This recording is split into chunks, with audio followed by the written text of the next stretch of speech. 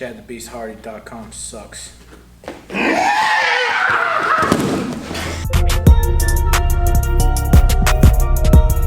What's up, everybody? Welcome back to the channel. So we're gonna go over a really sneaky submission from escaping the side control.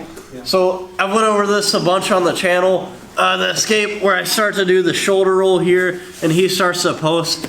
So a bunch of different ways that I can get into this, but I'm just gonna push his head. So as soon as I get here, I get him to post. I should be able to get my shin to slip through. I push his head, and now I'm gonna go right into the triangle. Now, I should have enough pressure from here to just bite down and finish. And if I don't, what I'm gonna do is I'm gonna squeeze this for a second. If he doesn't tap, I'm gonna extend away until I can find his arm, and I go for the straight arm bar.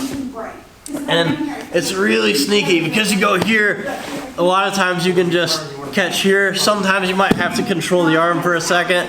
He's gonna be fighting back in, so as soon as I grab that arm, I might lift my leg, push, fight for a minute until I can lock up this triangle. Like I said, I can stay in tight, try to finish. If he's really extending back into me, I'll extend him out.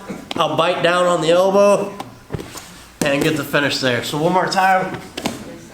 If you haven't seen the escape, I'll post a link down below so you can see it. And the reason I picked to do another triangle is because soon I'm going to be recording a new series on my website called Triangling the World, and it'll be available to everybody once I get done. As always, no liabilities. Now.